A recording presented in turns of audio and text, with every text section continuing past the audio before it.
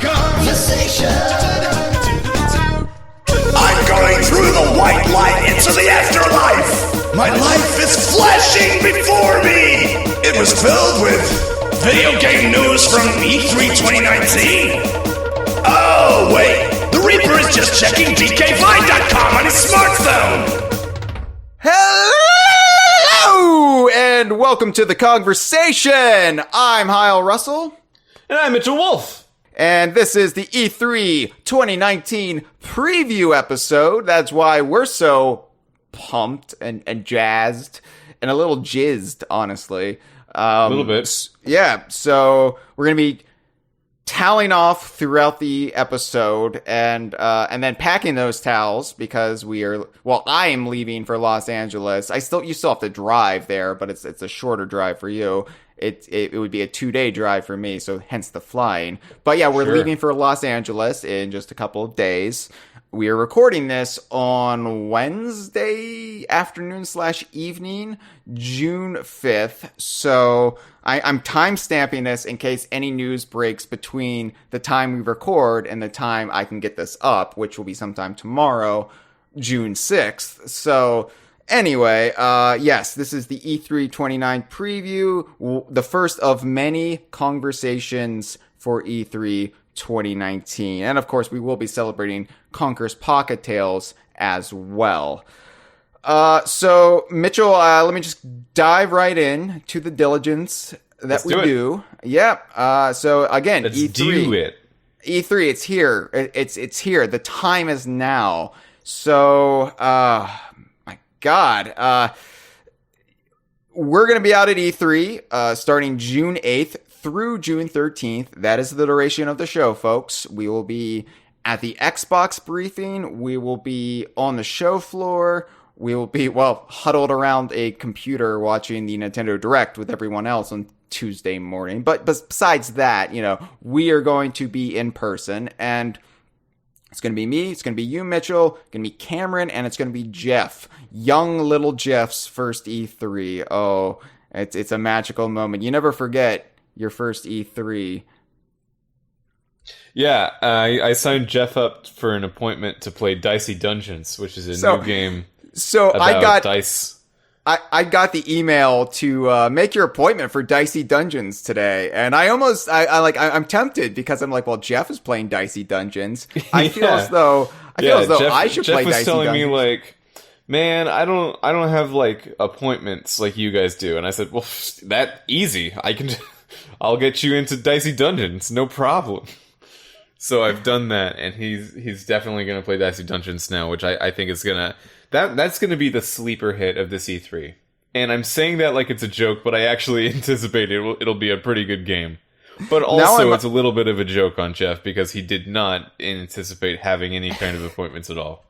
Yeah, I don't like that we're immediately pranking each other. I feel like we should have more camaraderie than immediately, haha, you're playing this game you didn't realize you're going to play. I mean, whatever. It is what it is. We don't need to haze one another, but in my defense, I'm also going to be there. I also have an appointment for Dicey Dungeons. I want to play it, but yeah, no, it is a haze. It's a light haze. A shady haze of Mitchell. Yeah. So we should rename the Love Shack to the Dicey Dungeon next year. We brand our Airbnbs every year, so I would be for the Dicey Dungeon come E3 2020. But it's exciting. We're going to be out there. We're going to have a lot of fun, a lot of content, a lot of exclusive content. And you can help support that, dkvine.com/Patreon. Well, I guess none of the Patreon money will be going towards that because we've already been paid for June. But come July, you can help refill our coffers once E3 completely depletes it, because it quickly stacks up. We would appreciate it if you enjoy the content we do, and we're going to have a lot of it in the next week. Then check it out, dkvine.com/Patreon. And also don't forget to follow us on social media. I cannot implore you enough to follow us on social media. It is vital you do so. I don't care. I don't like Facebook. I don't have a Facebook. I don't ever get on Twitter. Twitter's annoying. Well, just follow DK Vine. I mean, shit. Like, you don't have to engage with anyone else, but if you want Donkey Kong, Rare, and Playtonic news directly beamed into your phone or computer, this is the way to do it. So dkvine.com/Facebook/Twitter. We'll have exclusive things on both throughout the week. So you're not going to just be able to follow us on one and expect the same content on the other. You got to check both. You have to check both. Though there will be some doubled up content though, but not always. So I'm keeping on your toes. I'm a trickster. I'm like a Loki.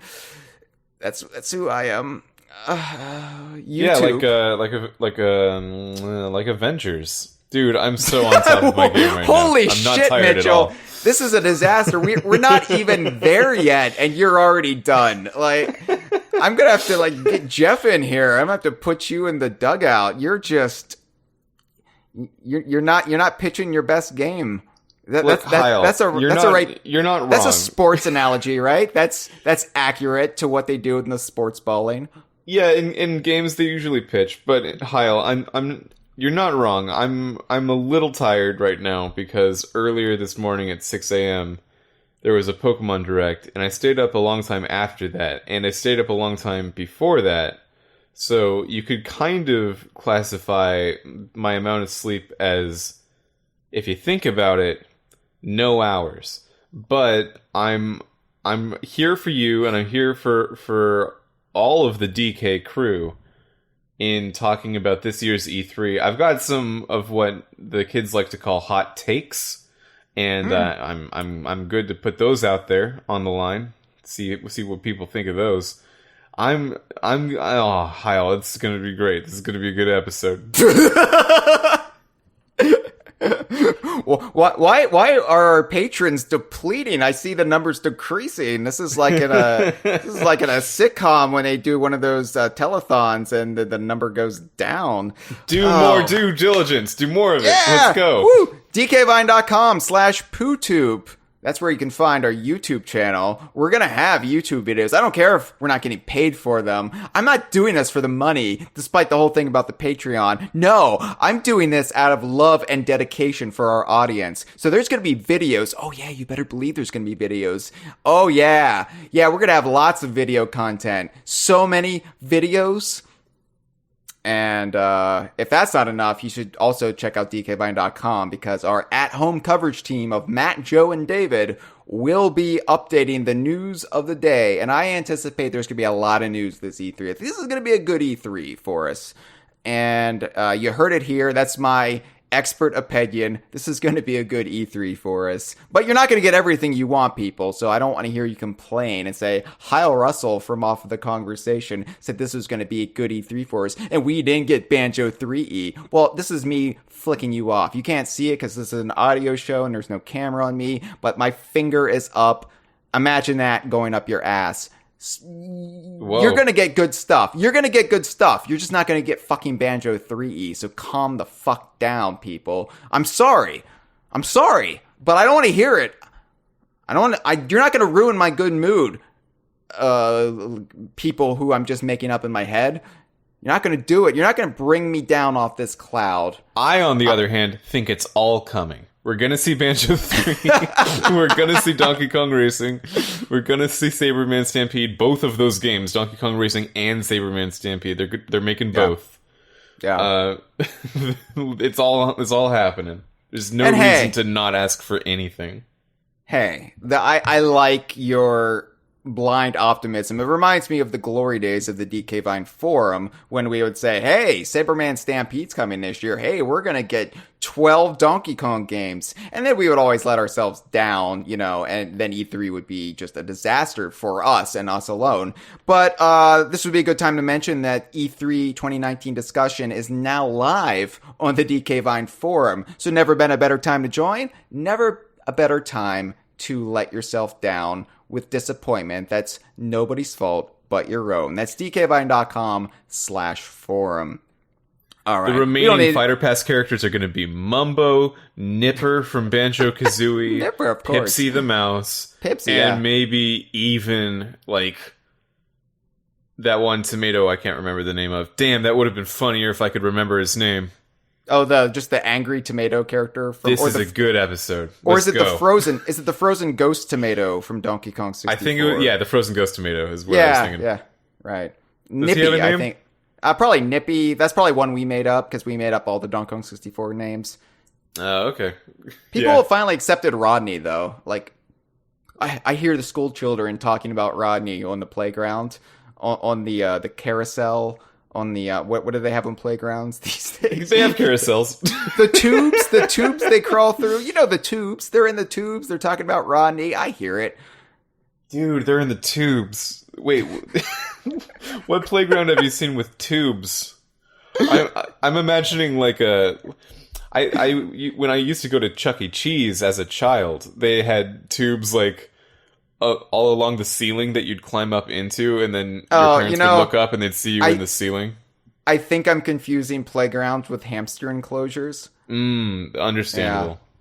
So the hamsters love Rodney from off Donkey Kong 64. You know what? We're not going to do the other due diligence because I don't really care about Nintendo President Shintaro Furukawa appearing on the Mario Golf (Game Boy Color) episode. I don't care about the spiders that need to be brought back. All I really care about is E3 2019.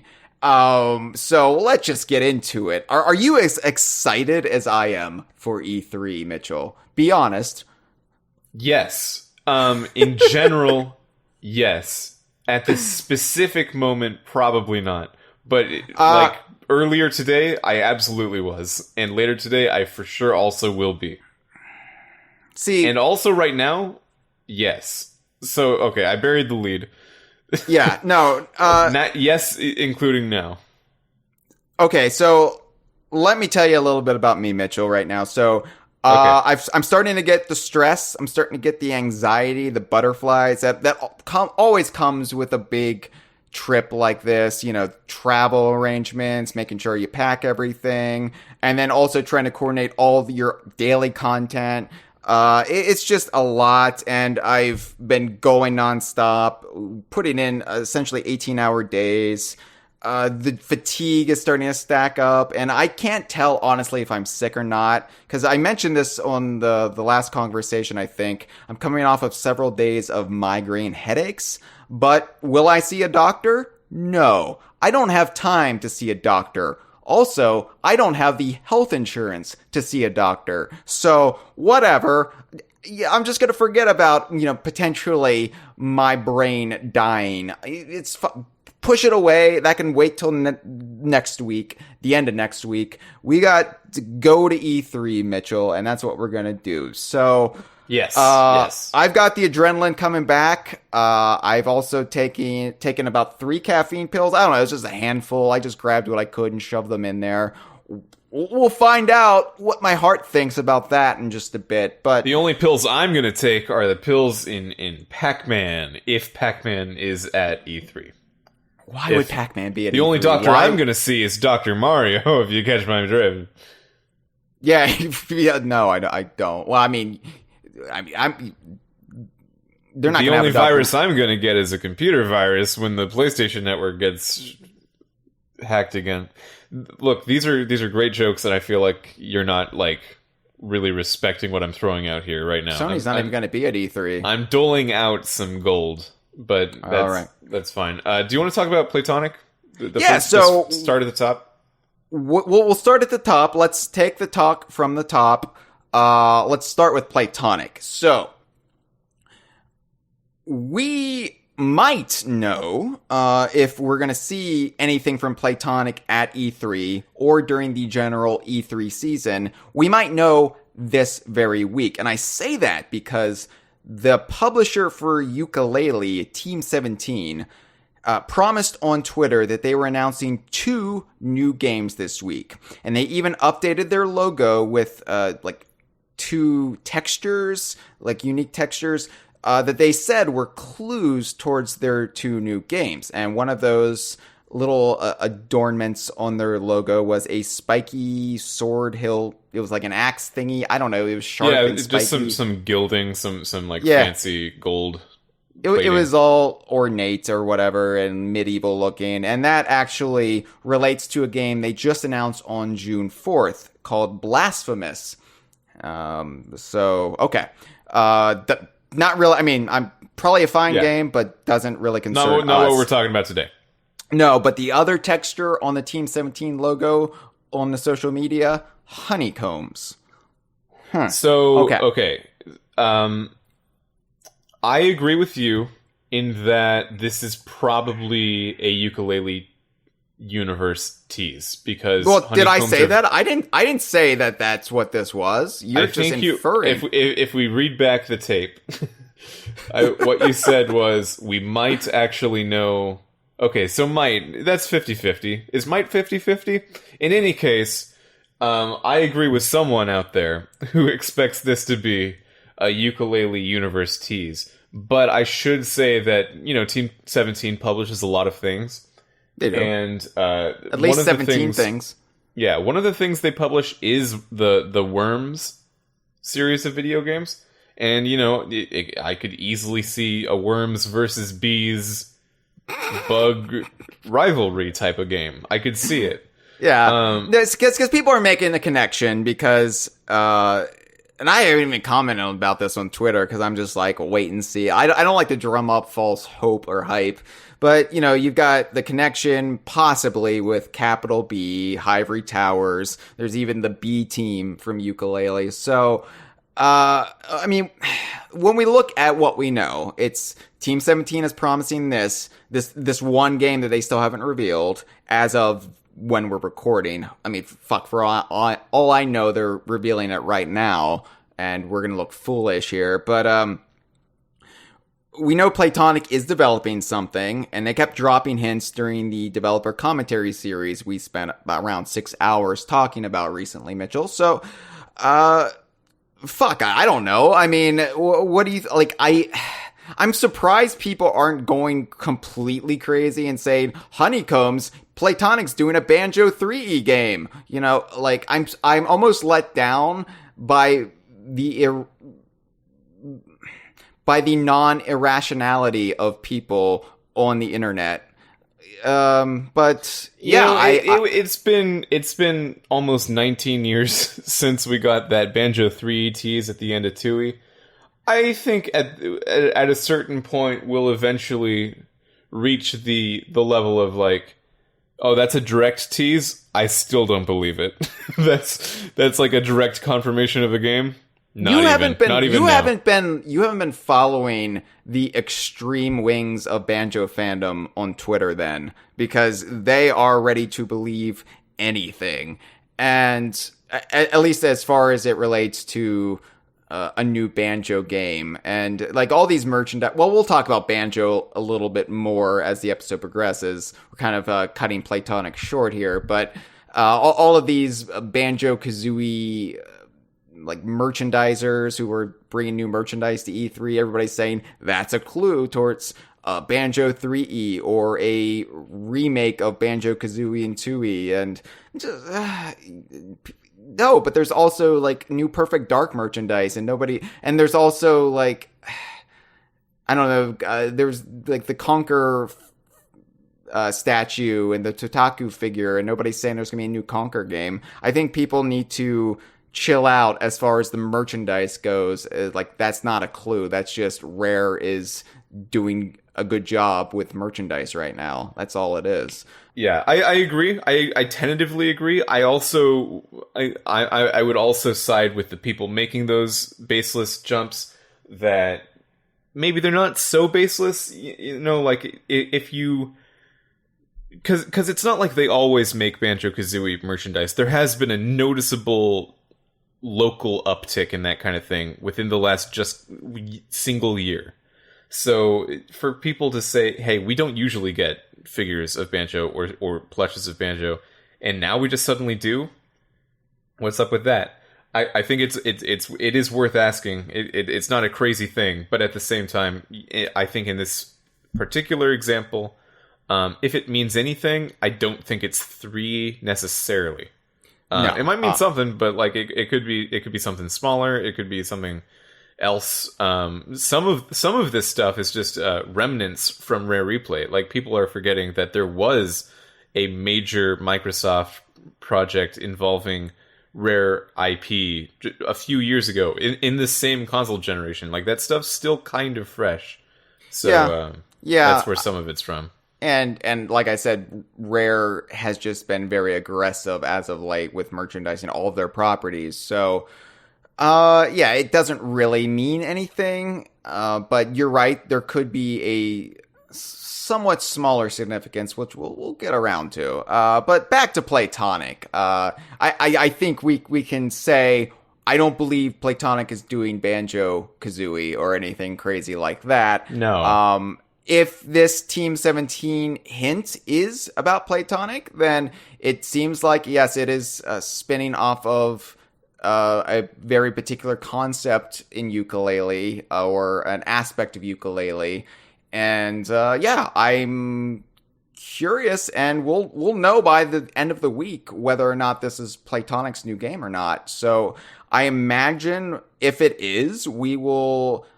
I don't know. We might even have a whole E3 2019 Playtonic conversation for the very first time at some point, maybe on Monday night when we don't have anything else to talk about. We'll see. But as for actual speculation about what the thing is, I mean, honeycombs were kind of an important symbol in the first ukulele. They were definitely present, and Ivory Towers and Capital B's motif were all honeycombs. But if this is how they're marketing or hinting at the new game, then it's got to be a way bigger presence than it was before. So is this a Capital B game? Like, what is this? Is this?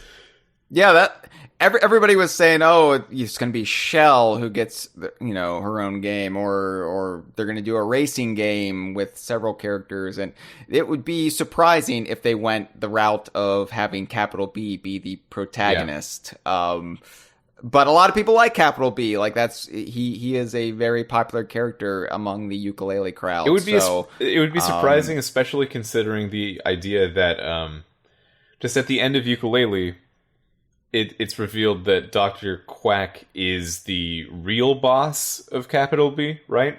And that Quack is from the board of evil people whose name I forget.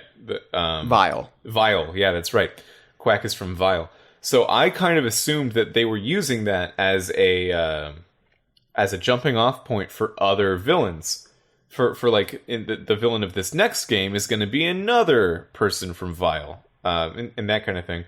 But if we're staying with Capital B as a major player, or at least Bs in general, which I assume have to be related to Capital B, that might not be true. So that might not be how they actually planned on using Vile, which is surprising if that is how it is.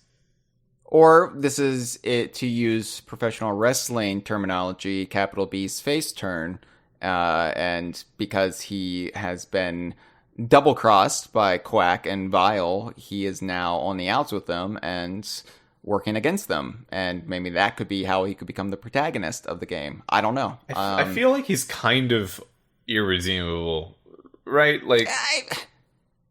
he hasn't committed any heinous crimes like that are permanently unredeemable. I mean, Darth Vader was redeemed, and he was a genocidal maniac who helped oversee the complete eradication of entire planets. So that is the difference between our generations, because there's like our generation. Yeah, Hyle, I'm being all like young millennial over here, and you're at the top of millennials, and both of us have a very different outlook on how redeemed Darth Vader was. I thought he had a nice moment for a very evil person. Oh no, he saved his own son from being electrocuted by the crazy Emperor man he already hated. Like, that's all he did, and then he gets to be Hayden Christensen in ghost form for eternity.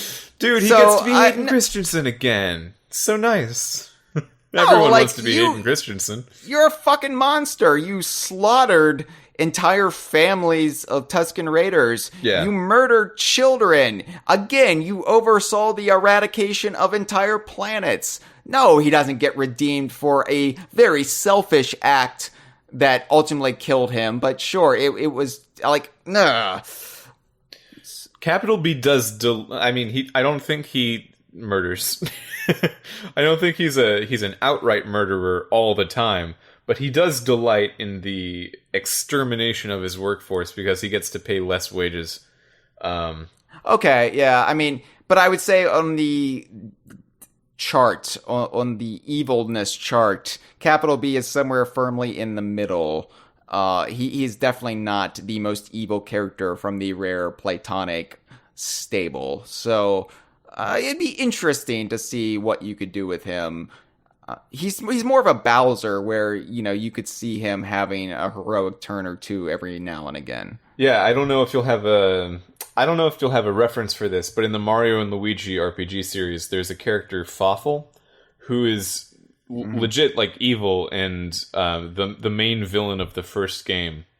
But in Partners in Time and Bowser's Inside Story, as it goes on, Fawful has like increasingly side roles, and like it ends up to the point where like he's not even an antagonist by the end of it, and he's just kind of like part of the universe.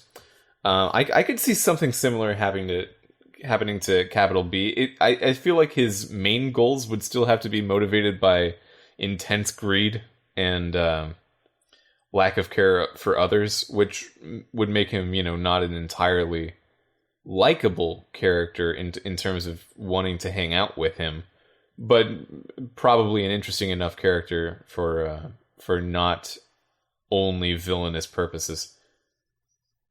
Although, we could be completely off base and it could have nothing to do with capital B, and it could just be not even a Playtonic game. It could be worms versus bees. You're right. It could be worms versus bees. And all of those things would have Z's in them. Worms versus bees. That's how we did it in the late 90s, Mitchell. As a young millennial, you may not remember that, but in the late 90s, we loved substituting S's for Z's. It was all the rage.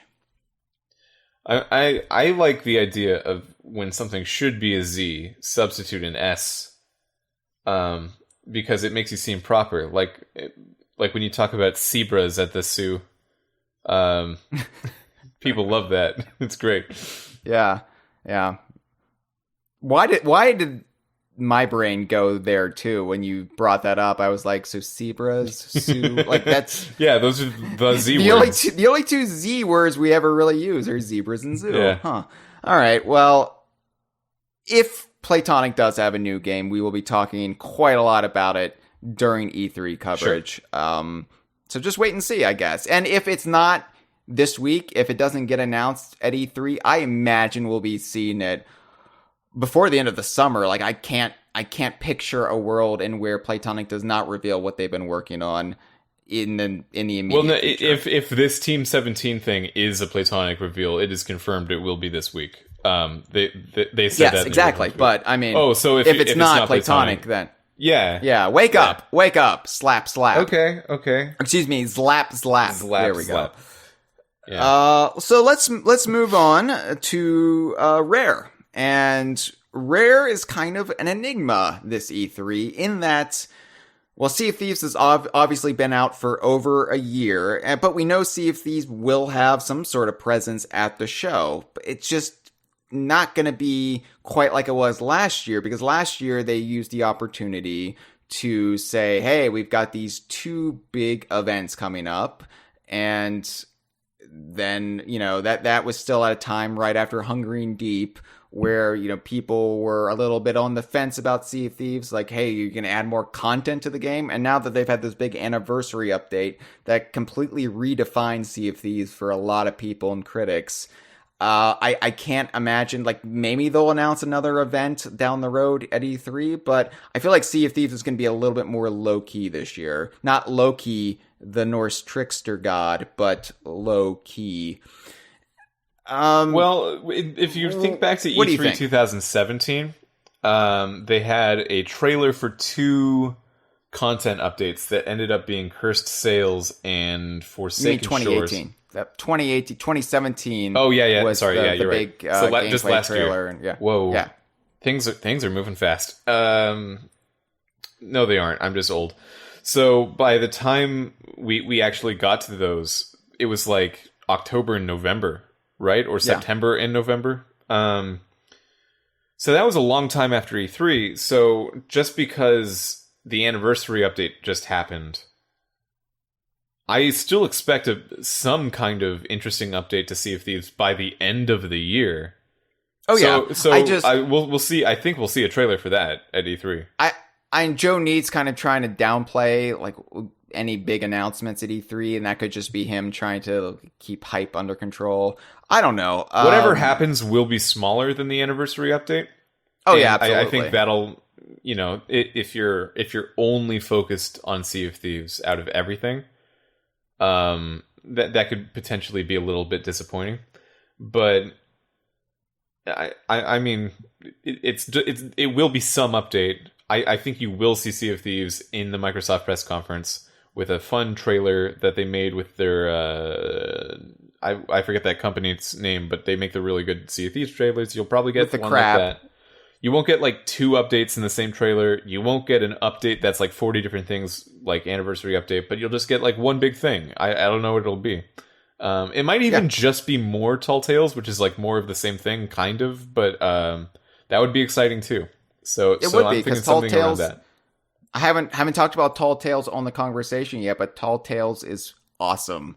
I can't wait to do an episode about it because it is just exactly what I feel like so many DK Viners were complaining about Sea of Thieves lacking, and now it has in abundance. And so just to have more Tall Tales would be perfectly fine with me.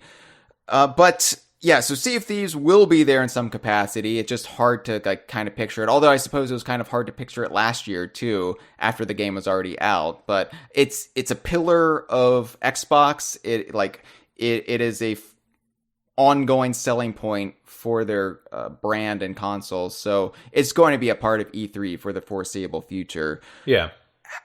However, most people, I'm sure, are wondering about what else Rare might have up their sleeves.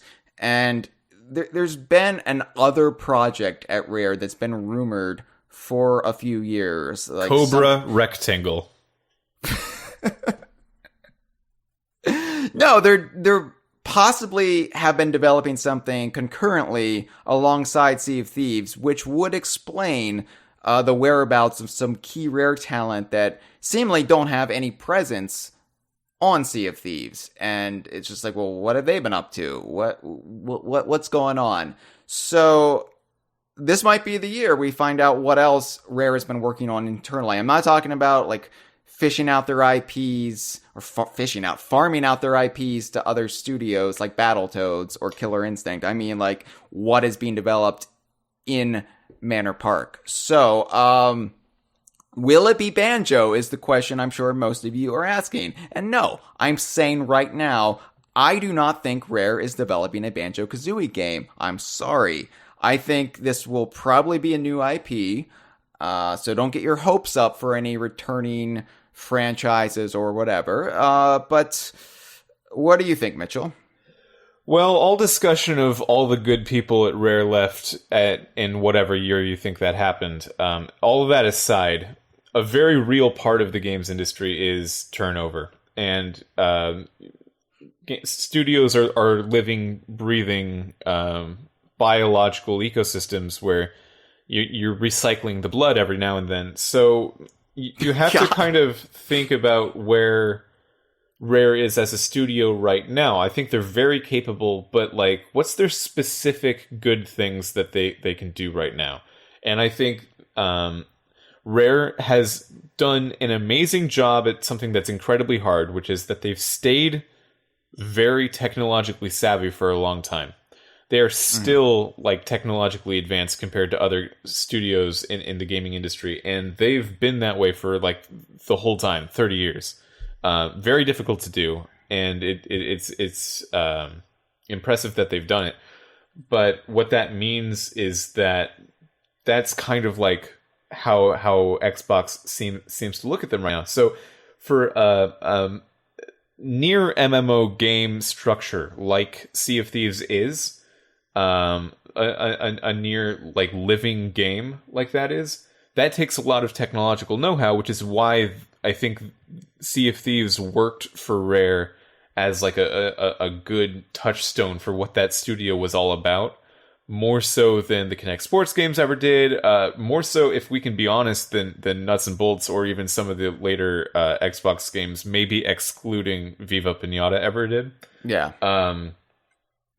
So you have to ask yourself, like, is that kind of studio the one that would make a single-player game that is a 3D adventure game in the style of a genre that was possible more than 20 years ago? Like, not to say that there's not new stuff that technology would improve within the 3D platformer genre, but it's like it's not necessarily hurtling itself toward design and programmatic innovation. Like Mario Odyssey. If you look at Mario Odyssey, there's tons of innovation. But it's all like design idea innovation. I don't think that's like what Rare's bread and butter is right now. So for that reason, I would assume no.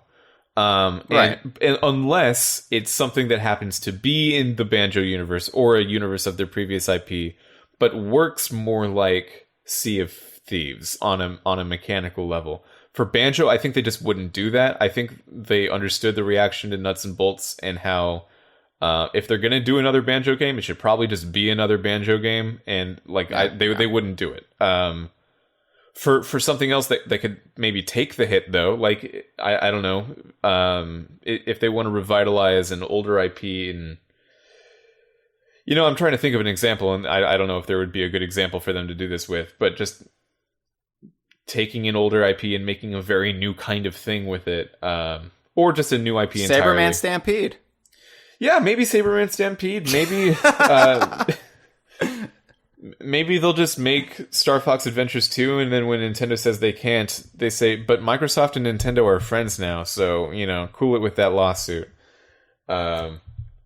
Yeah, well, whatever it is, now, like, manage expectations again, because whatever it is, by its nature and the nature of where most of the resources have been diverted at Rare, it would have to be a smaller game than Sea of Thieves, at least in scope. But I don't know. I don't know about that. I see where you're coming from, but all of the work lately for Sea of Thieves, well, if it's anything like Sea of Thieves, the work that they put in before the game launches is not actually... Yeah. Well, what I was going to say is the work that they put in before the game launches is not actually the bulk of, like, intense development. When Sea of Thieves came out, development actually ramped up. So with this other game, if it does the same thing, then maybe there's only been light development on it to get it to a playable state, and then you launch it, and then development will ramp up, and when that happens, development on Sea of Thieves might start ramping down. I think development on Sea of Thieves already is ramping down, because I think the anniversary update's going to be, like, remembered as kind of the apex of Sea of Thieves development, at least in terms of how much effort at the studio was going into it. It's to be determined there. Obviously, they're going to continue rolling out updates and story content, and like Sea of Thieves is going to be worked on for the foreseeable future. But as far as how many people will be working for it, how much of Rare percentage-wise will be working on Sea of Thieves at any given time, remains to be seen. And this is kind of going on the assumption that whatever they're working on is a living game like Sea of Thieves. And I know... Yeah, we don't know. I got to be honest, I don't think I'd like that.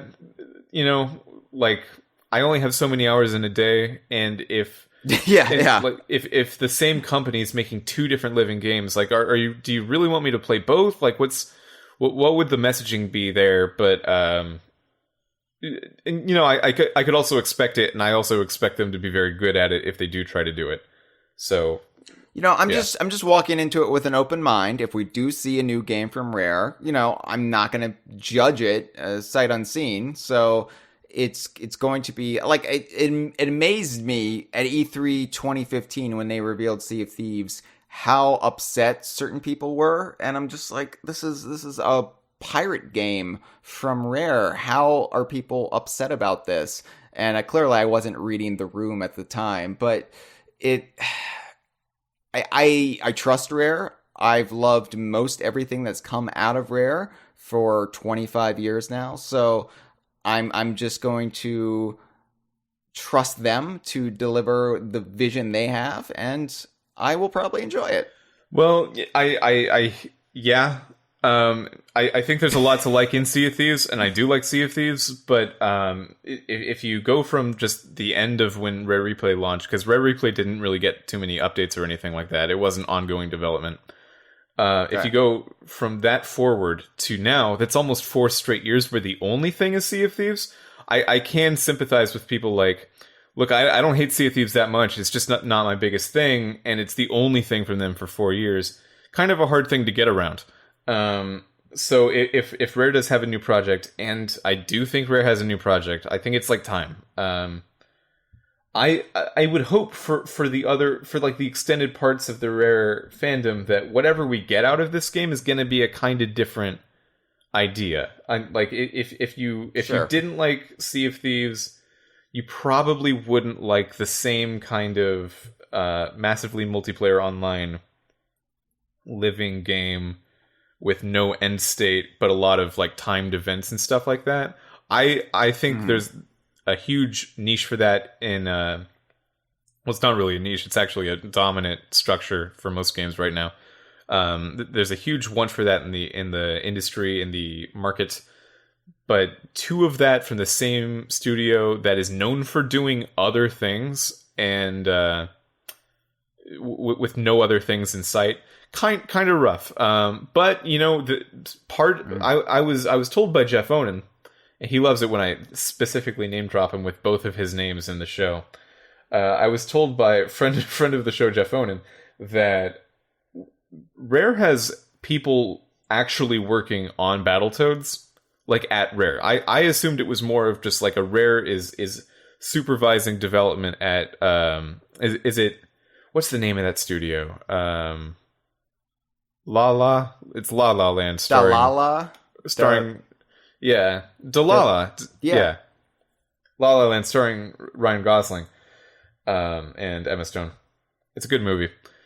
Rare has people actually actively working on that game, at least in like art roles and other kinds of roles that are probably not main development, but like that's part of it. And that is just a straight up, I mean, we haven't seen it. We don't know exactly what it's going to be, but we're pretty sure it's just a straight up 2D single player game, kind of like the heyday of Rare. So there will be stuff. I'm not like, if it is another living game like Sea of Thieves, I think I'll be a little bit like at least confused as to why that was the choice. But I'm not going to be completely disappointed. There will be stuff. There's going to be other stuff all the time.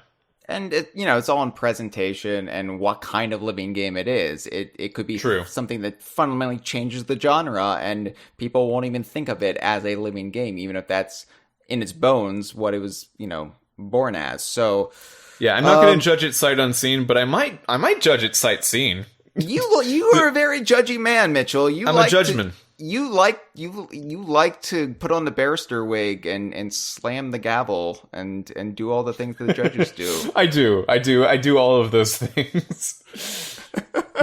It's gonna be so hot in LA when I'm wearing that powdered wig. It's like it is. But at the very least, I will be the sweat monster again. You will be wearing a black robe, but you don't have to wear anything underneath, so that will help keep it cool. True.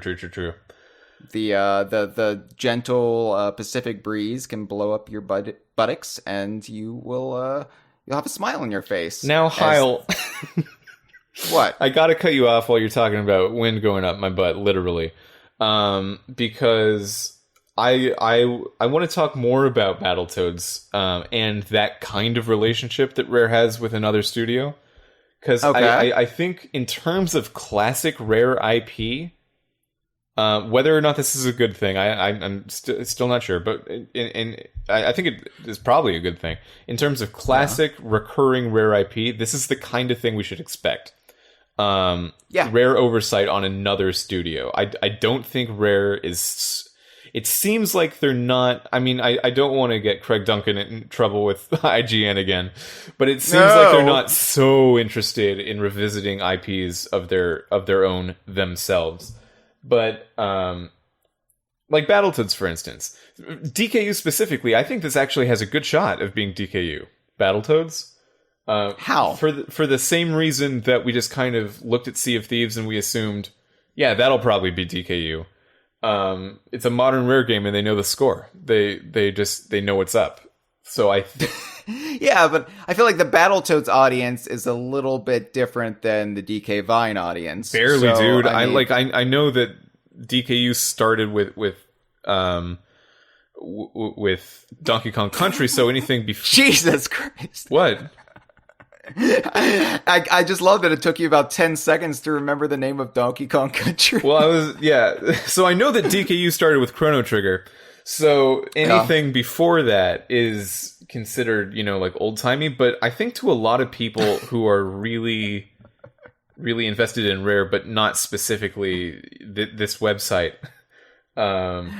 You know what my favorite old-timey aspect of Battletoads was? Yeah. It was the ragtime jazz soundtrack. Yeah, I liked it. I think to people who are fans of Rare and not necessarily the DKU, they'll see like, yeah, Conker, he's a fun platforming animal with googly eyes made by Rare in the 90s, totally. Banjo, same thing. Donkey Kong, same thing. Rash from Battletoads, same thing. Like, I think to a lot of Rare fans, it's just kind of another one of them. Like a regular member of that lineage. Mm-hmm. Yeah, I mean, but I don't know if there would be any other references in the form of physical characters making their way into a Battletoads game. Like, I don't see, like, Conker fluttering down. Dude, I don't know. aid. I think it's possible, because Battletoads... The Battletoads are very cool with cameos. They're all about it. They let Double Dragon... So long as they're cool with it. They had a whole crossover game with Double Dragon, yeah, but I mean that... They had a crossover game with Double Dragon. They showed up in Killer Instinct. They're in Shovel Knight, man. They're in the game Shovel Knight, and yeah, but Shovel Knight's in everything. Like, Shovel Knight is just... Shovel Knight's in everything, but not everything is in Shovel Knight. That's a different kind of deal. Very few, only the Battletoads and Kratos are in Shovel Knight from other things. And that's kind of a limited club. So I'm just thinking, if they're fine sharing the universe with Shovel Knight or Fulgore, I don't think that Banjo at the end of the level in a background in like a crazy location or something like that, it would be small. I don't think it would be a big deal. Like, I think that's completely within the realm of possibility.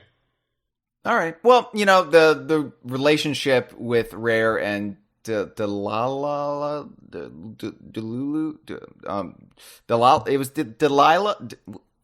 what the fuck is it called? It's called Chrono Trigger. Okay. Yeah, the relationship Rare has with Chrono Trigger in kind of overseeing the development of Battletoads.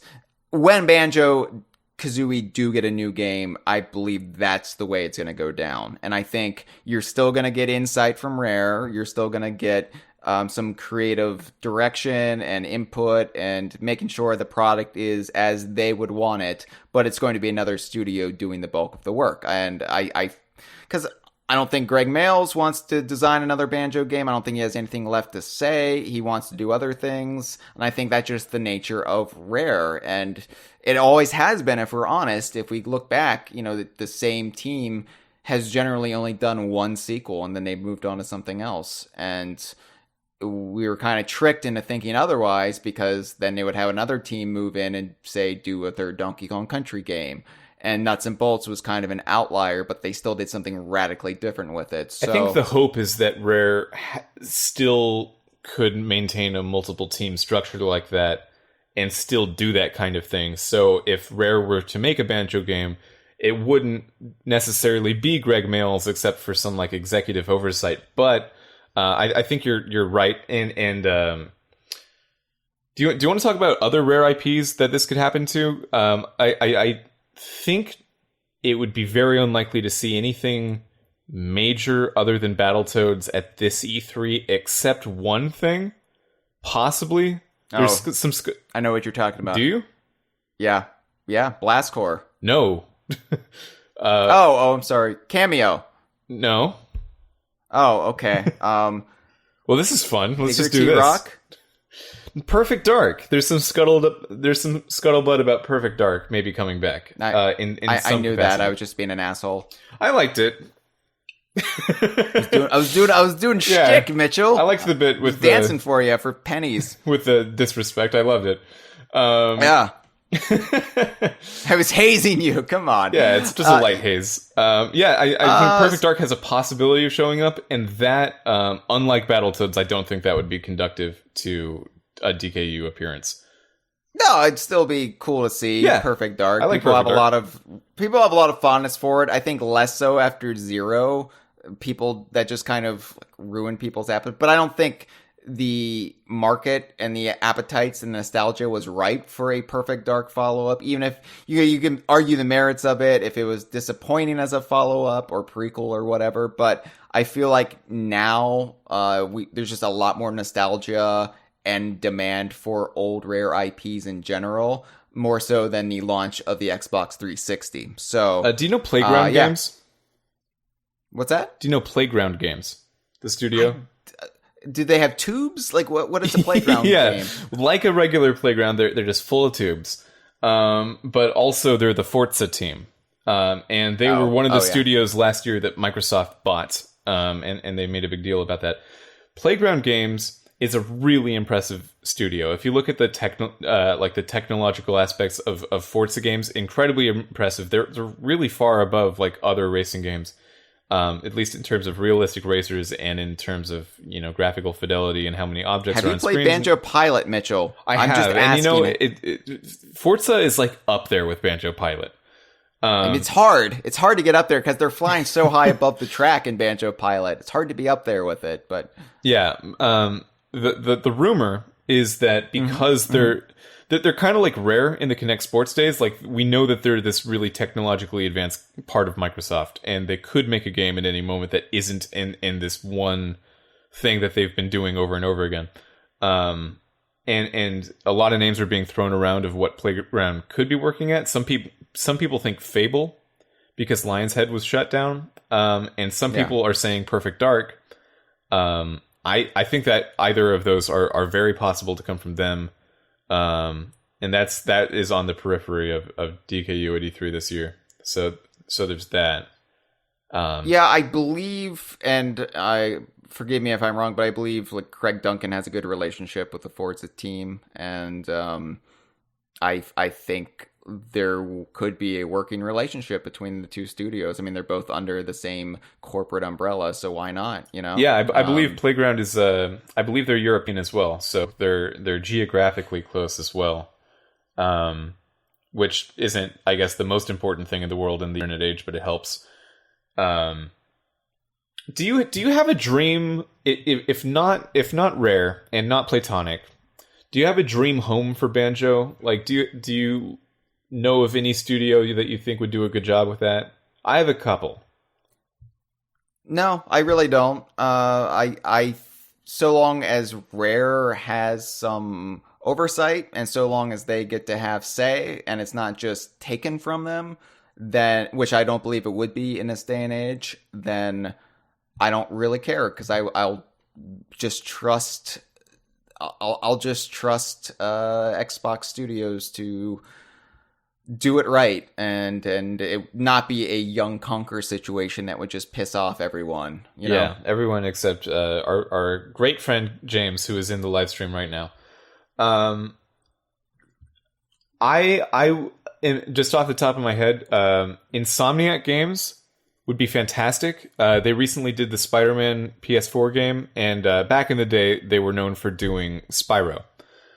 But and they've even worked with Microsoft on exclusives before. This console generation, they did Sunset Overdrive, which is a cool game. But right now, I think they're firmly with Sony, so I don't know if that could happen.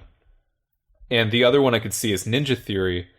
They worked on some like really intense single player, like emotion driven games like Hellblade: Senua's Sacrifice, but they've also worked on some very fun cartoony stuff like Disney Infinity 3.0. They worked on that. So I think that kind of dichotomy is perfect for doing something like a rare IP like Banjo-Kazooie. Now, I should preface this. I'm just saying those are the studios I could see like doing a good job with it, and if it would happen in the near future at all, it might be from them. I'm not saying I predicted it for this E3. I just don't think it's time. It doesn't seem right to me. I can feel it. No, there's like a sixth sense in my bones of like when to believe Banjo rumors, and it's not now. Well, there are Banjo rumors to disbelieve, and then there are Banjo rumors that are more plausible. And this is a segue, Mitchell. Can you tell? I can. It's great. Can you tell? Yeah. All right.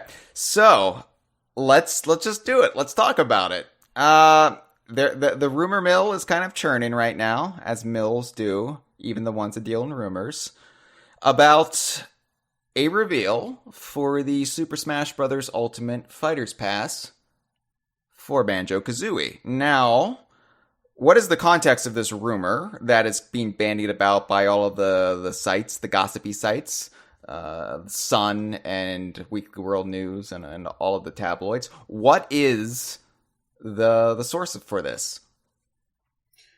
Dude, there's sources everywhere. Everyone's a source. It's a... man, like, I don't know. And I don't even know what this is. It's just... It seems like when the Smash community decides something is definitely happening, they get road blindness and they only focus on that one thing for the foreseeable future. And right now, we happen to be in a period where our favorite thing is what's being put up by that road blindness. Now, that being said, I also believe it. I also believe it's well, you believed it last year, too. I believe it last year. I'll believe it next year. I'll believe it every year. So...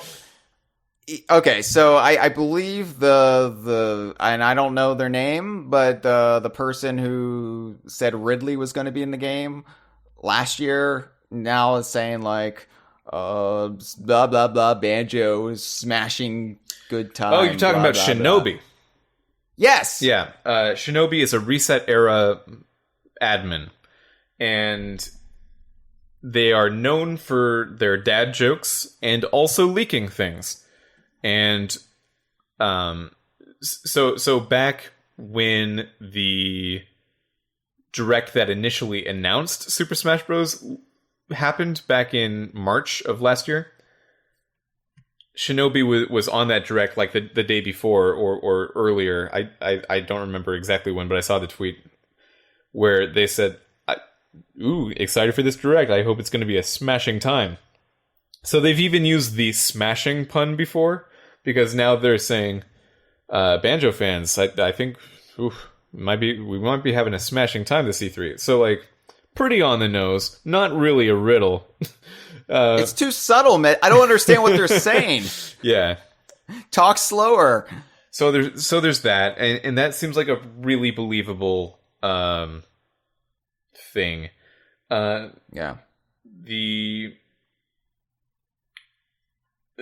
The thing with this is I did predict it last year for Super Smash Bros. Ultimate.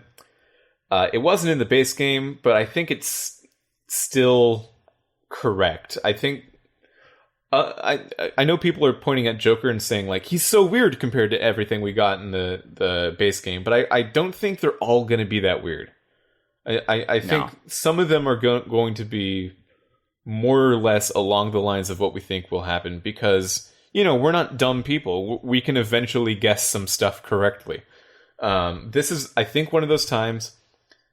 Now, the thing with Banjo-Kazooie being in Smash is I think it's going to happen. I think it's going to happen in this DLC cycle.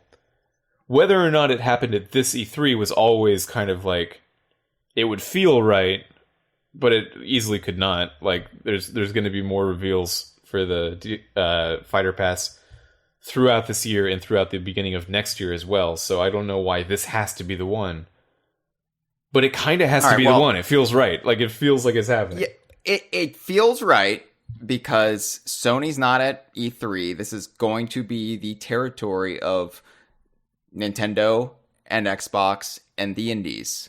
And Ubisoft will be there as well, I believe. And but you know what I mean? Like, it's going to be pretty much, as far as the home consoles, Switch and Xbox. And there's been a lot of rumors about Nintendo and Microsoft having some sort of alliance, some sort of partnership that could potentially be announced this E3 about even playing, Xbox Game Pass on the Switch. Whether or not there's any credence to those rumors remains to be seen. But if there is, then I would say Banjo and Kazooie being in Super Smash Bros. Ultimate has to be taken as a foregone conclusion, because how could they not? I hear all these people are like, well, what about Steve from Minecraft? Well, Sakurai isn't stupid. He's not. Like, we've talked some crap about him over the years when we didn't get our way, but he is, as Super Smash Bros. Ultimate has shown us, very tuned in with what fans around the world want and what they've wanted for years. Phil Spencer is not stupid. He knows what it would mean to have Banjo-Kazooie in Smash Brothers, more so than Steve, from Minecraft. If there is a Microsoft representative, if there's only one, it's going to be Banjo-Kazooie. It has. I don't see why there can't be two, though, is the thing. Like, there could be two. Everyone's so attached to this, like, obsessive idea that there's going to be no. They're all going to be third-party games, and they're all going to be from different third-party companies. Why? Like, that doesn't. People make up narratives in their head. I'm not saying Steve from Minecraft won't be in it, or there won't be some Minecraft representation, because that would make sense too. The thing is, if there only is one, if there's, not saying what people think as far as the rules of this are true, but if there is one, it's going to be Banjo-Kazooie. If there's two, Banjo-Kazooie are among there. Either way, Banjo-Kazooie are going to be in this Fighters Pass. And the question, though, is if it is this E3, and you're right, this would be the time to do it. It feels right. This, like, the stars are aligned. It would be almost a letdown if they pushed it back later in the year. But there's so many possibilities for when they could announce it this E3 that it almost makes me anxious. Because June 8th, they have the big Smash tournament fighty thingy, the stage show, whatever. A lot of people think there's going to be a fighter reveal there because it would be apropos for Smash Brothers. However, then on Sunday we've got the Xbox briefing. Imagine the mind's blown there if they reveal some sort of alliance with the Switch, and then boom, Banjo-Kazooie and Smash, and oh yay! Or it could be the Nintendo Direct on Tuesday. Three very viable possibilities, and that's why I think we're going to get two fighter reveals at this E3. One for some other character, and one for Banjo-Kazooie. There was a either a tweet that Rare replied to at some point, or like a post they made almost a year ago. Yeah. Where someone asked them, "Are you going to announce Banjo-Kazooie for Smash?" And Rare said something to the effect of, it might have been Love Day, it might have been Daily at the time, I don't know. But they said something to the effect of, if that were to happen, it wouldn't be our announcement to do. Which, it blows it makes me think I made it up that even happened. It makes me think that didn't happen. Because if that was said in public, and I read it in public, and other people could see it, it would be the only thing we're talking about. And, like, we're wording it like that. So maybe I didn't. Maybe I made it up. But if I didn't make it up, all right, this is how you know it's a good podcast. Yeah. If I didn't make it up, yeah, I think that makes sense, and I would not expect to see them during the Microsoft press conference. It All would I'm have to be saying is, something Nintendo does. if this possible tweet that just is a product of your own fevered, sleep-deprived imagination, if that was made a year ago, a lot can change in a year, especially if there is a deeper business partnership between Nintendo and Microsoft. So, who's to say? Like, this is completely uncharted territory we're talking about here. All still hypothetical, by the way. So, if there is some grand page that's about to be turned in the story of Rare and Microsoft and Nintendo, and if this involves Banjo and Kazooie being in Super Smash Bros. Ultimate, then who's to say? Because in history, there has never been anything like this possibility. So I'm kind of all a titter. Like, this is something that I would daydream about 10 years ago, and never would actually think we would get to this point where we could be talking about it as a legitimate possibility. Maybe we're just setting ourselves up for disappointment. We're letting the rumors do exactly what we just told Banjo fans they shouldn't do about a Banjo 3E or whatever. But I don't know. I feel like it's going to happen. I feel like it's going to be at E3. And if I'm wrong, I'm wrong. I've been wrong about lots of things in my life. My whole life is just a series of me being incorrect. So, we'll see. But,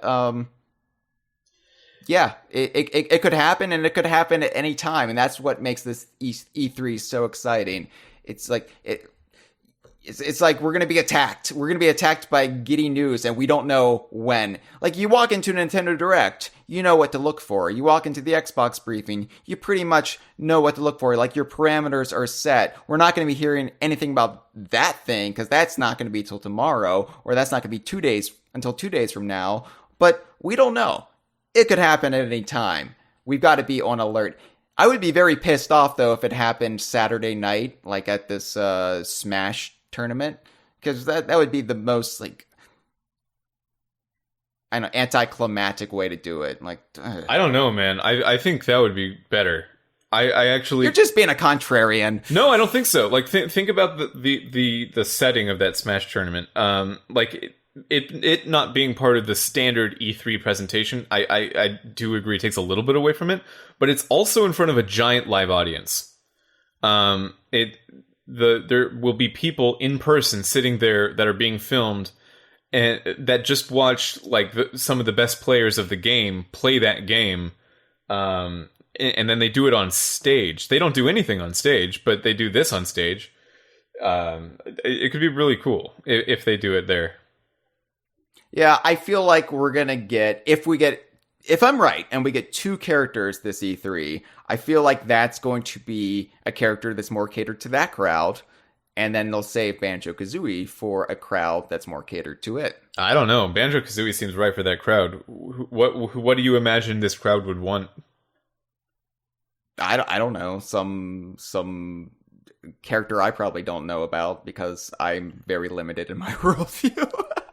Who do you think this crowd is? I think this is just the standard people. just people who like hardcore Smash gamers. Dude, not at all. No way. These are casuals. These are Nintendo people. All right, well, I don't know, some Dragon Quest character. I don't know. I think you're crazy. I think you're wild. I think you're Wild Russell. Wild Russell with a Y.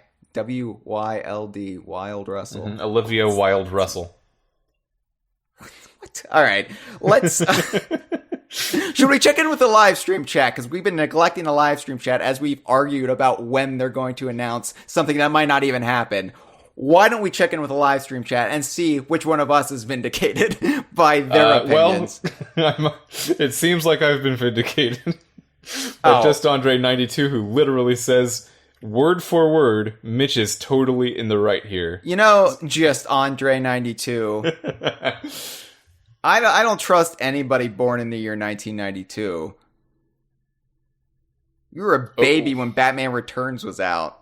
Dude, I'm How's 94. That possible? Well, I trust things born in 1994. That's when Donkey Oh, Kong okay. Country It's was born. just specifically 92. Specifically 1992. Ross Perot and the election. What was that about? Come on. Ah, so great. All right. I loved Ross Perot, I think. Do we love him? No? No. I don't know. No, I don't know. No, I don't know. So, Eddie, I don't know how to feel about early 90s independent politicians, Mitchell. Sorry. Yeah, Right. I'm okay. Actually, I did a cursory Google, and it was very easy to tell that actually we didn't. We didn't so much that it was like the first thing I saw in the Google results. So we're good. Don't. Did you just Google, do we like Ross Perot? And then it said no? If I can be honest with you, I Googled Ross Perot good. This is how Mitchell Wolfe decides who to cast his ballot for, everybody.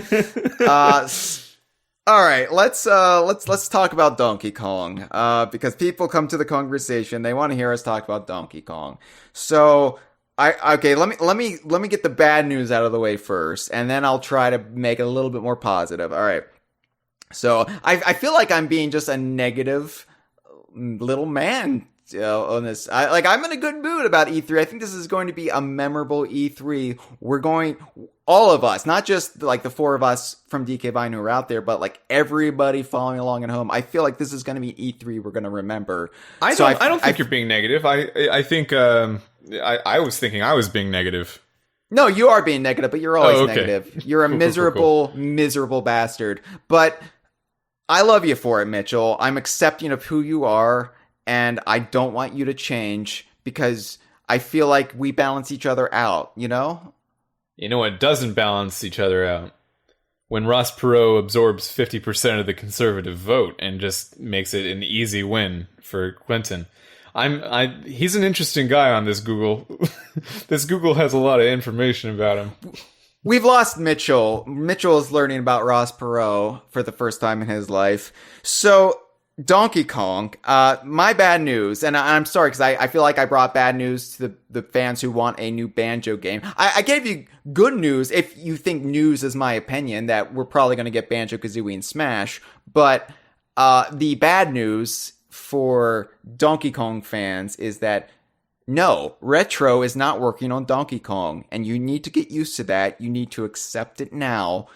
They're working on Metroid Prime 4. They're not also doing Donkey Kong. They didn't like split Retro Studios. They're not concurrently doing two games. You need to accept this. There are no plans at this moment for Retro to do a third Donkey Kong Country game. Now, that doesn't mean in the future they won't come back to it. They came back to Metroid. That doesn't mean that won't eventually happen, but I feel like Nintendo won't want to wait that long to bring back Donkey Kong, which is the good news. The good news is just because Retro is not working on what the fan community has taken to call Donkey Kong Country Baja Blast, it doesn't mean that Donkey Kong won't potentially be at E3. It just won't be from Retro. It has been 6 years since Tropical Freeze's reveal, which, oh god, I'm aging. Yeah. We're aging so fast, Mitchell. 6 years? That can't be right, but it is. You look at the calendars. You look at the calendars that we don't throw away because we like the pretty pictures on them. You look back at them and you're like, oh, I remember 2013. That's when Tropical Freeze came out. What year is this year? What? That's the way that works. It's exactly like that. Hyle, I think of all the things to not be at E3, I think it's a good thing that we're not expecting Donkey Kong. Here's why. If we're talking whoa! I'm not expecting Donkey Kong. I thought that's where you were going with it. Here's where I'm at. Let me tell you where I'm at. I'm even Steven with this, all right? I am completely neutral in my opinion about whether or not we'll see Donkey Kong. You were just saying from Retro. No. From Retro. No. Okay. Absolutely not. 0% chance. Well, here's where I'm at. If it feels like if a rare IP misses an opportunity, like if you don't get to make that Banjo game where the window for making a Banjo game is right, or if you don't get to see Conquer again, when the window for seeing Conquer again is correct, you miss out on it from like it could be a decade or more, right? Like you really got to take those opportunities, and you really need to hope those opportunities line up and work. I don't feel that way about Donkey Kong at all. If Donkey Kong doesn't show up at this E3, it's like, oh, that's kind of a bummer. He could easily be at next one though. Like there's never a reason that Donkey Kong wouldn't be there in the near future, even if he's not here for this one. I kind of think last year with Donkey Kong Adventure was like, that was a Donkey Kong single player adventure a year ago. So I kind of, even though that's Ubisoft and shouldn't be used as a metric for like what other companies are doing, I kind of think we're just like, we're just in a lull right now, and that's fine. Next year there could totally be one. I feel like that was a placeholder just to keep the brand viable in people's mind, just like Skylanders Superchargers was a placeholder, and they basically said as much, that we picked Donkey Kong because he hasn't had a game in a while, a 3D game. Here you go, Donkey Kong and Skylanders. But all right, yeah, I see what you're saying. I know from my sources that Nintendo does have intent for Donkey Kong. They want to build up the brand again and make it a big pillar of Nintendo. So the question is it ready to be shown at this E3? Is there anything to be shown? And I don't know. Like I said, I'm neutral on it. I feel like fans shouldn't be upset if we don't see anything from Donkey Kong, because it doesn't mean there aren't plans for Donkey Kong. It doesn't mean we're not going to get traction from Donkey Kong. It just means this wasn't the year to show it. And look, Pokemon has the big holiday release slot, the big November release slot for this year. So even if something gets announced, I don't think it would be coming out this year. I think that's probably true. Yeah. However, this is also a very unique E3 for Nintendo in relative terms, because the last several E3s, we've pretty much known like what's going to be the focus of Nintendo at E3, or what is going to be the single-mindedness of the Direct. Last year it was Smash, obviously. Before that we had Super Mario Odyssey. Before that it was Breath of the Wild. This E3, I feel like things are kind of clamped down tight on the Nintendo end. And so there is a bit of mystery to it. And I haven't really felt this way since E3 2015. Which, was a complete wet fart, but... Yeah, that's what makes me nervous. Like, the last time it felt like this, it was actually really bad. But it could be But here's good. Here's the thing. Nintendo has momentum again. They have Joe-mentum again, as presidential candidate of 2008 Joseph Lieberman referred to his non-existence momentum as. Momentum is something Nintendo has in the Switch era, which 2015 was just the complete deepest valley in the desert that was the Wii U. They're up at the mountaintop. They're the tippy top. So I feel like it's not going to be the complete miserable experience where we first met in person, by the way, that Nintendo's, because we met at the Nintendo. Other parts of that E3 were really good. Nintendo had a Rare had an awesome E3 2015, and that's why I love that E3. But yeah, Nintendo was just Anyway, so the question is, what are we going to see besides Pokemon, which we already know about because they had their own Direct, because we had to be fancy like that in Pokemon. So, which is why you're so tired, because you stayed up to watch it. Yeah, it was actually kind of good. And I didn't expect it to be good. But, okay, so the thing with Nintendo right now is that I kind of feel... It kind of feels like they have no business announcing any new games, because they have a lot on the immediate future's plate. Like, we have Animal Crossing that's still scheduled to be this year. I actually anticipate that one might be getting a delay out of this year into like early next year or something, just because we've heard nothing about it. And but still, that's like before the next E3. So they're going to talk about that, and that wouldn't be an announcement. That would just be covering it. Luigi's Mansion 3, same deal. Except not same deal. I don't think that's getting a delay, but same deal. That'll be later this year. Fire Emblem 3 Houses, same deal. Bayonetta 3, same deal. Mario Maker 2, they probably won't cover so much because it's out this month, but that's also happening like right now. And then Pokemon Sword and Shield will be the biggest games of this year. I don't think they're going to be the biggest games of this E3, but like, no, they'll be there in some way. Even though we just had a direct, they'll still show up and they'll still announce something. It'll be like 2 minutes most at max, but they'll still be there. Like it almost feels like, what business really would Nintendo have announcing a new game? And yet, they will be announcing new games. So sure, they will. Yeah. So, They will. I mean, look, as a Donkey Kong universe fan community, I still say we're in a better place than F-Zero fans who are crossing their fingers hoping this is their year. I still say we're better off than the poor Earthbound fans.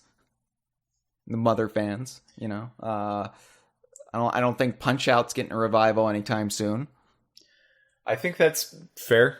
Yeah, the only thing with Donkey Kong that would make me wonder, like, well, if not retro, probably no one this year, is that everyone seems very accounted for.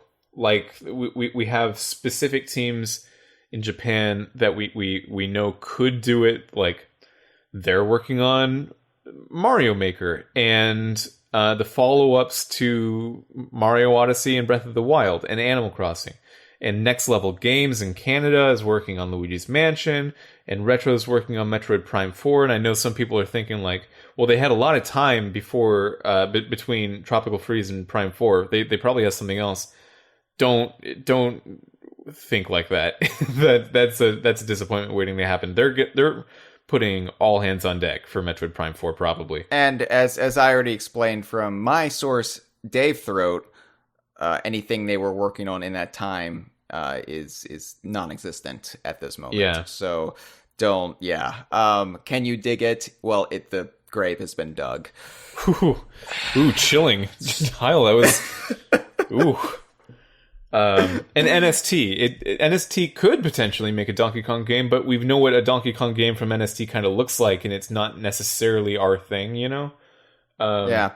No, look, the next Donkey Kong game will be very much in the mold of what we want a Donkey Kong game to be. Whether it's a 2D platformer, a 3D platformer, it's going to involve the cast. It's probably going to have K. Rool in it, you know, but just the question is this the E3 to learn anything about it? Probably not coming this year, but you know, like I said, I'm neutral for Donkey Kong.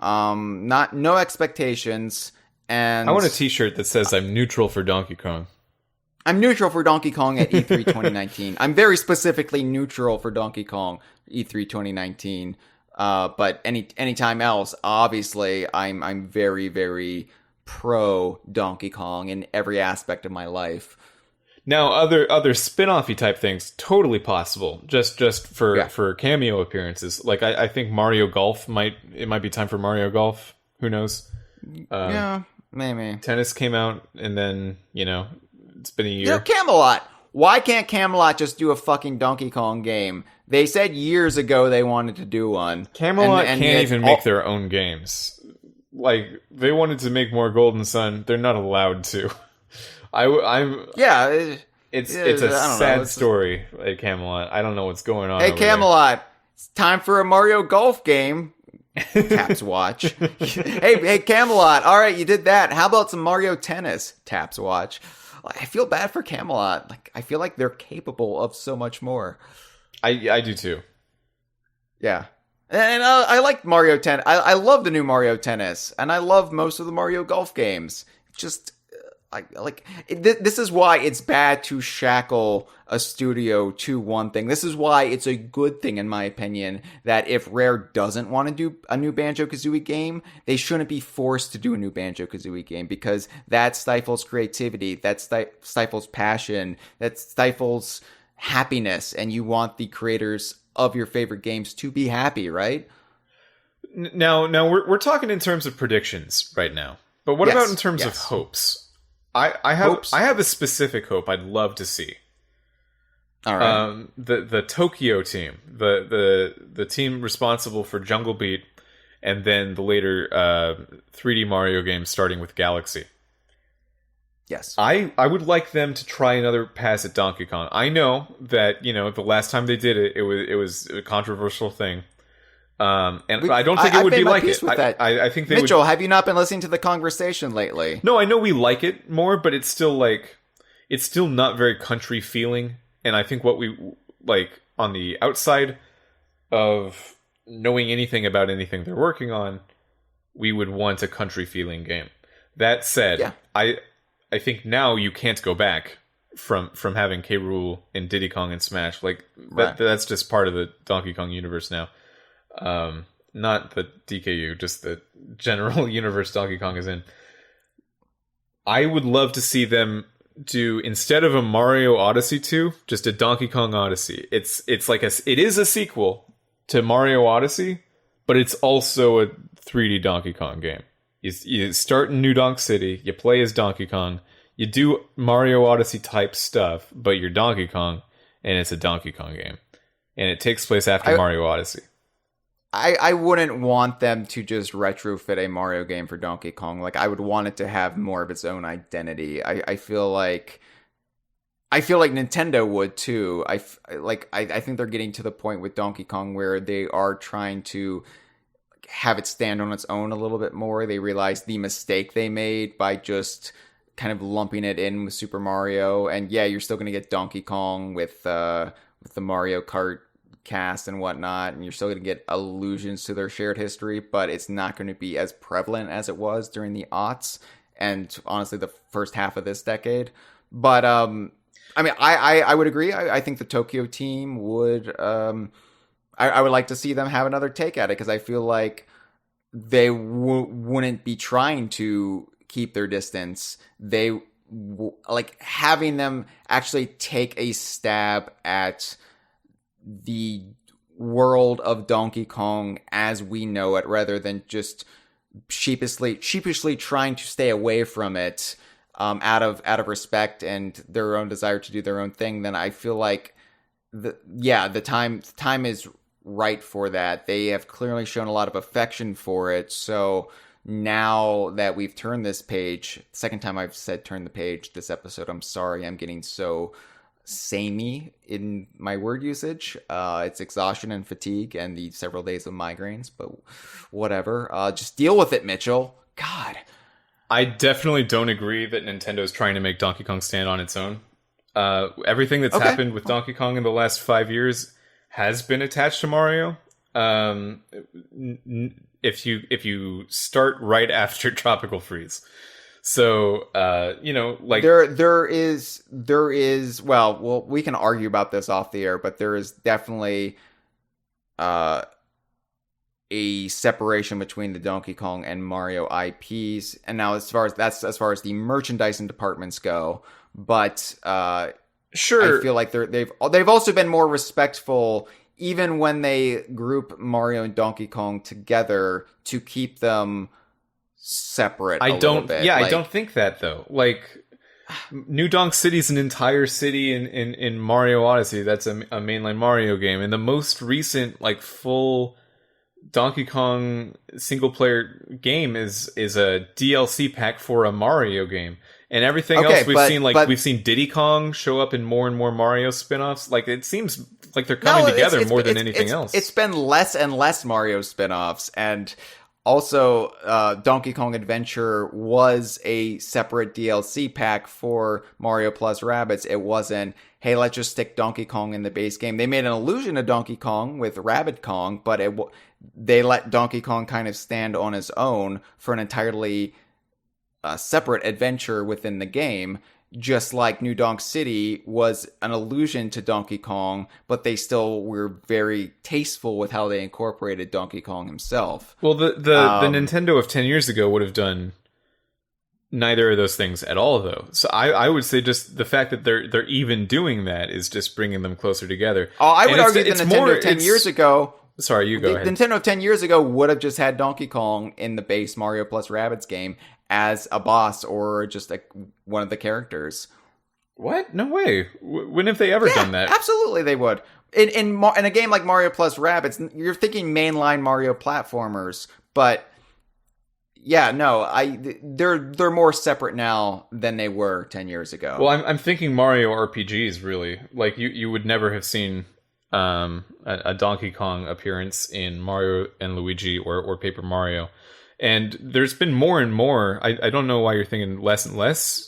I don't know why you're thinking more and more, because Diddy Kong showed up in Mario Party. He's never been there. Diddy Kong showed up in tennis. He was in a couple. He was in some of the portable Mario parties. Was he? And he made a cameo appearance in one of the console ones. Yeah. Oh, okay. But now he's just like a full like regular part of the Mario Party cast. And tennis and really any spin-off that Mario does nowadays, you can expect Diddy Kong to be in. Like, I totally... Not Mario Kart. Yeah, but we haven't like had one since 2014. We have the mobile Mario Kart game that's coming out, and Diddy Kong is not in it. There's going to be like 1,000 characters in that game. All right, yeah. Well. And that game is going to have... Oh my god. Hyle, I was part of the beta. I played it. That game is going to be so loot boxy. Because their entire monetization structure is based on like gambling for the right character that you want, they need to have a lot of characters. So there's only 30 in it right now, but there's going to be lots and lots. Yeah, I'm not looking forward to that. It sounds like a miserable time, and I'm just honestly a little pissy about it. So let's not even bring down the mood anymore by focusing on that. So anyway, yeah, Donkey Kong, we'll see. Neutral, we'll see. But we do have some calls to take, Mitchell, and I'm sure they're going to cover well-worn territory here, but why don't we just take them all? I do have to apologize. Beloved Kongversation caller Smash called in about 7 times last night. The problem was, I think only about 2 of them were related to E3, but he had a running stream of continuity through all 7, so I can't just play the last 2 because they don't make any sense. And so I'm just going to save them all for a call sack episode, because honestly, we'd be sitting here for 20 minutes if I played all 7 of Smash's calls. So apologies to you, Smash. I did listen to them. And they were... He referred to you, Mitchell, as Josh Wolfe. He confused you with the guy from the Donkey Kong Country Exposed VHS. So... Yeah, I love Smash, and I feel bad that his calls often get pushed to call sack episodes. But you gotta keep it succinct, man. You gotta keep it succinct. He called in 7 times. I saw the hotline going off, because I have threatened, and I will, about 20% of the time, pick up any calls to the hotline when we're at E3, and I'll talk to you. So Smash, I'll talk to you, whatever. But I saw it light up, and then the call would stop, and I was like, okay. And then somebody would call immediately again, same phone number, and then silence, and then again, and this went on for about 45 minutes. Now, not 45 minutes worth of calls, he spaced them out, but all the same, I apologize, Smash, that we're not playing them. But again, I got things to get to, and I think you talked about the Donkey Kong Country cartoon for a substantial amount of time. I'm sorry. We'll get to them in a future episode, I promise. So, that being said, let's take the calls we are taking, with the first one now. I'd like to ask and have answered the question of, will Paper Mario's design ethos ever change? Mitchell? Yeah. What? It sounded an awful lot like you. That wasn't me. It sounded like you. The cadence of the voice. Not the timbre of the voice, but the cadence of the speaking style sounded like you. No, I actually know exactly who it was, but it's not me. You know exactly who it is. Yeah, Okay. I do. I'll respect their choice to not name themselves in the call. But Because it came in on the hotline as unknown caller from unknown destination. not to me. Yeah. I do think they're going to change the design ethos of Paper What does this Mario. have to do with the conversation? How much elaboration will Hyle allow? But yeah, I kind of do. Paper Mario games have always echoed the design sentiment of the nearest 3D Mario platformer that came out on the same console. So Paper Mario Original on the N64, it's like all about the area around the castle, just like Mario 64 was, and it's all about expanding that kind of universe and showing off that place in a new art style for the first time, just like Mario 64. Thousand Year Door, that's a seafaring adventure, just like Delfino Plaza, like going to Delfino Plaza for the first time, it's like going to Rogueport for the first time in Thousand Year Door, and it has a much higher emphasis on world building, just like Mario Sunshine did. Then you got Super Paper Mario on the Wii, which is all about showing off a new like dimension of play and playing around with space a lot more at the expense of some of that naturalist world building and more of that kind of funky, Mario shapes and colors world building. Did you say funky? I heard funky. What? I did say funky, but false alarm, my friend. And that's okay. like Mario Odyssey or Mario Galaxy. And then the two that we don't really like are based on 3D Land and 3D World, which are fine games for platforming, I think, but really boring games for world building, which, extends to those Paper Mario games too, even though I think Color Splash has some stuff going for it. So really, what I'm to say is, if that trend continues, this new Paper Mario would carry its design ethos from Odyssey. And that is a very exciting thing. And I hope it happens. Thank you for the call, unknown caller. I'm gonna ask that you don't have your posse call into the show during E3. I didn't mean to do that, but I actually did. I don't need the Mitchie crew derailing my podcast. Now, I didn't think anyone was going to call in, so if I see that we have 2 more calls, if these other 2 are anything like that, I apologize. Of course people are going to call in. It's the E3 2019 preview. People wait all year for this. It's like Christmas. It's like the preview to Christmas. Yeah, right? It's like, well, Christmas Eve. People love Christmas Eve. Generally, they like it a lot more than Christmas Day because it's full of anticipation. Christmas Day, you get socks and people are pissed. And then you have to spend time with your family. Ugh. But Christmas Eve, it's about a magical fat man flying down from the sky with deer. It's awesome. It's all right, true. second call. Hello, this is Keith Stack. So, there are a lot of banjo rumors circulating around E3 this year. And I was wondering, how would you feel if they announced Banjo would return to racing in Team Sonic Racing? That's my question.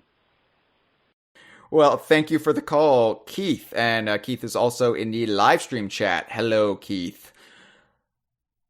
So yeah, this was a little bit of a misdirect, a little bait and switch, because you think, it's going to be another Banjo and Smash question, and then he's pow! No, I want him back in a Sonic racing game, and Kazooie too. We always say Banjo like him, but because it's a package deal unless it's Diddy Kong Racing. Yeah. I hadn't thought about it. I assume isn't the game out? I DLC. Oh, okay. Isn't Smash Brothers already out? So I gotta admit, I played Team Sonic Racing. I did not like it. I don't like the team racing aspect of it. So in that respect, because it's all about you. Because it's all about me. In that respect, I would not necessarily be that excited because it's a game I don't like that much. But I love the other Sonic racing games, especially the one with Banjo-Kazooie in it that they've done in the past, So if they can somehow keep up, that level of quality in terms of the appearance of Banjo, I think it would be good. Although nowadays it seems like they're leaning further away from the blocky nuts and bolts aesthetic for all of the merchandise, so it would probably be more like, well, really the first time we would see an official HD appearance of the older Banjo model. Or something that's more of a happy middle ground between the two. I assume it'd be a lot like the Totaku figure. Yeah. Yeah. So, well, I'm also thinking of the statue that Rare had commissioned for Rare Replay, that they kind of blended aspects, but it leaned more heavily towards the N64 era. I would be fine seeing them back in a Sonic racing game. However, this is me. You saying hopes. Okay, this isn't a prediction. This is just a hope, a dream. This is just a flight of merry fancy that I have right now. And if there is some sort of Microsoft Nintendo partnership, an alliance, a blood contract that has been made and will be announced this coming E3, then I would like to see, obviously, Diddy Kong Racing return to Nintendo platforms, whether that's on some sort of virtual console or an N64 classic. But it's way past time that Diddy Kong Racing is playable through legal means again. But it would also excite me about the possibility for, yes, Kevin Callahan, there is a Santa Claus. I would want a new Diddy Kong Racing that brings back Banjo and throws in Kazooie too. Like that would be an exciting possibility about any partnership between the two companies, is that we could actually have a legitimate sequel to Diddy Kong Racing that uses the original cast and, with tweaks here or there, but you could absolutely throw Banjo in and it would be fine. So that would be my pie in the sky dream for a Banjo in a racing game. But yeah, thank you for the call. Yeah, thank you for the call. It's a fun aspect that I hadn't thought about before. Yeah. So, I mean, am I saying that the new Diddy Kong Racing game is going to be revealed at E3? I'm not saying that, because I've been saying that since 2015. I'll right? say it. But I'm not afraid. Yeah. It's happening. Okay. All right. Because you strike me as somebody who's very afraid to be wrong about this sort of thing. Like, we've both been hedging our bets, but I feel like Mitchell Wolfe, you care more about your credibility than Hyle Russell of DK Vine, because, you're Mitchell Wolfe of Super Jump. You care what people think. Me, I'm just the clown on the Donkey Kong website making farty jokes. It doesn't matter what I think, because I have no integrity. Well, if the Nobody insinuation is respects me. that I'm trying to make the predictions I make correct, then yeah. Sure, yeah. I'm trying to be right. So you heard it here. Mitchell Wolfe of Super Jump says that there's a new Diddy Kong Racing that's going to be announced at E3 2019. Hell yeah. Should we do the All third right. call? And he cares about this stuff too. He cares about being right. So if he says it, that's a virtual lock. 100% chance. 98% chance. I love what you're doing right now. It's really good. I really appreciate the fact that we as friends can have this fun together, just some light hazing. I said I wasn't going to be for the hazing, and then it turned out we've been hazing each other the whole time. It's a nice twist. It's a twist worthy of Shyamalan. Mm-hmm. All right, let's take this final call, and then we'll have our final thoughts until we get to spend a week together in the same bed. I don't know why I keep presuming we're all going to be sleeping in the same bed, but it's going to happen. You can picture it just like sardines. Here we go. What's up, DK Vine? It's your boy Eric here. Hyle, you might know me as the dude on Twitter always talks to you about DC Comics. I'm also on the forum as The Last Kremling of Krypton. I think that was the name. I don't know if it does in the title, but anyway, first time caller. There's no better time to call because of E3, and I do want to lay down a prediction or two. the first projection I say is, we've been talking is this year for a new DK game. I think it might, but I think it might come from a different place. I think it might be more of the Tokyo team who makes the next DK. You know, the people who did like Mario Odyssey.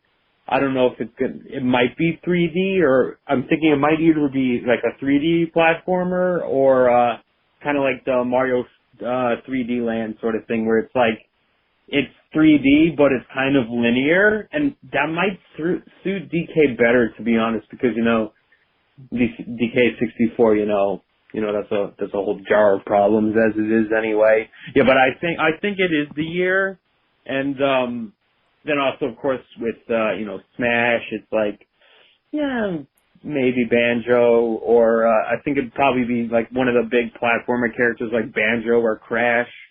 And I could also see, a Banjo remake at Microsoft, and maybe something with Perfect Dark. I've heard some rumors about them trying to do something with them, but I guess we'll see what happens. And with Playtonic, it's like they're an indie studio, so it's like where are they going to fit in? It's like unless they they've partnered with Microsoft and Nintendo and they're going to have like a segment of the show, it's going to be hard for them to show off stuff unless they just like tweet it online or something like that. But again, it would seem like a right time for them to say some sort of things too, especially, there's a lot of momentum now with K. Rool back and a lot of Banjo talk and everything like that. It seems like the planets are aligning and it would make sense for them to say something. But like I said, I guess we'll see what happens. But I think the most likely thing is probably surprisingly Banjo and Smash. I'm not 100% on the DK game, but I don't know, it's kind of a theory, but I could maybe see it passing. But again, we'll see what happens. Enjoy E3, guys. I'll see you. Thanks. Mitchell, you know what was remarkable about Eric's call? That he called the Tokyo team a Donkey Kong game? No, well, yes, but he essentially just did the entire episode we just did. Yeah. But in reverse and in 2 minutes and 37 seconds. It really makes you think about how inefficient our structure is, but yeah. It really does, yeah. But yeah, bravo. I might just post his call as the episode and just chuck everything we did. Thank you for the call, Eric.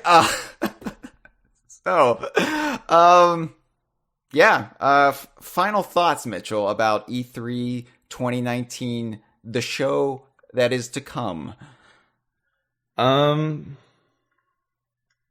Yeah, okay. I think we're gonna get a little saucy surprise. That, yeah? Ooh. Like, right now, what we're talking about, new Rare game that would be a completely new IP. Playtonic, new game announced very soon that could be just something weird. And Banjo and Smash. And I think if we get just those three... Oh, and Battletoads is there too. If we get just those three, that would be a really great E3. Yeah. But I think we're going to get something else. I don't know what it is, but it's going to be saucy, and it's going to be spicy. It's going to be a really surprisey, saucy, spicy. And I'm excited to see what that is. Now, that might be a different thing for you than it is for me. But I don't know what it is for either of us. So, yeah. What do you think? Do you think we're going to get a little sauce, or have we kind of outlined what we're going to get for the most part? I imagine there's going to be some sauce at E3. I think the sauce will definitely be flowing. Now, whether there's any spice in the sauce remains to be seen. I don't even know what I'm saying. These words are so foreign to my tongue.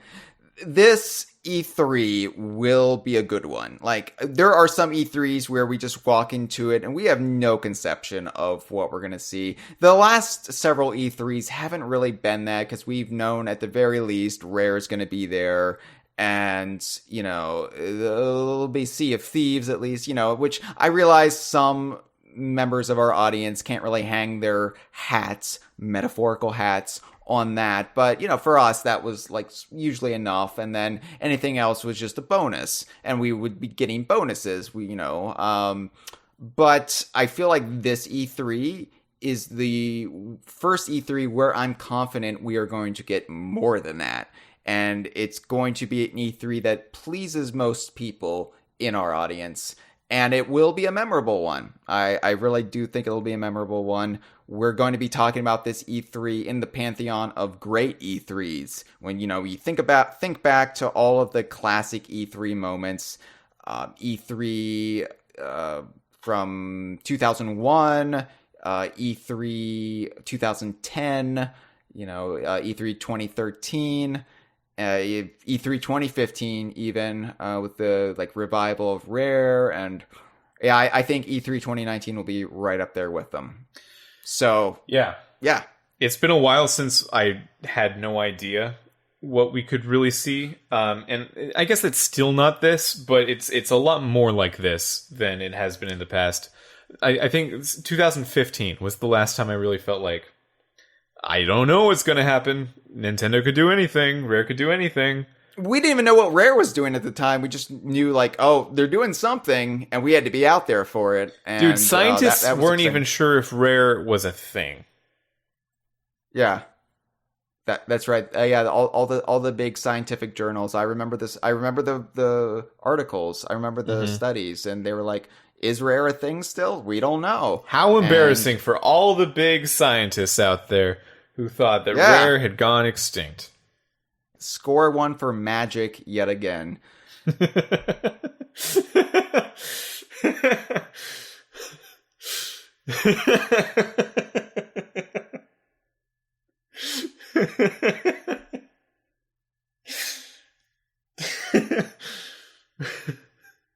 Fuck you, round Earth. Fuck you, chemistry. We have our own thing going on, and it's called the magic of video games. We'll see you at E3.